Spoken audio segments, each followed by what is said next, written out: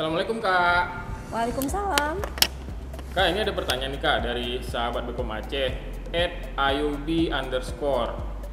Assalamualaikum Min, saya mau tanya terkait jamu. Izin edar untuk jamu apa ya Min? Silahkan dijawab Kak. Terima kasih sudah bertanya ke Bepom Aceh.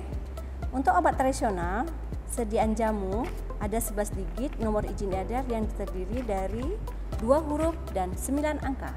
2 huruf yang menjelaskan jenis yaitu TR, obat tradisional lokal, TI, obat tradisional impor, TL, obat tradisional lisensi. Untuk angka 9 digit yang terdiri dari kode angka. Angka ke-1 dan 2 tahun didaftarkan, angka ke-3 status produsen, angka ke-4 menunjukkan sediaan, angka ke-5, 6, 7 dan 8 menunjukkan nomor urut jenis produk yang terdaftar. Untuk angka ke-9 menunjukkan jenis atau macam yang keberapa.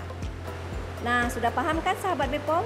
Untuk legalitas produk silahkan cek di aplikasi Bepom Mobile yang dapat di-download di Play Store atau App Store. Jangan lupa di-download ya. Jadilah konsumen cerdas.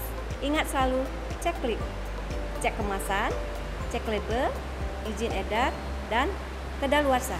Assalamualaikum warahmatullahi wabarakatuh.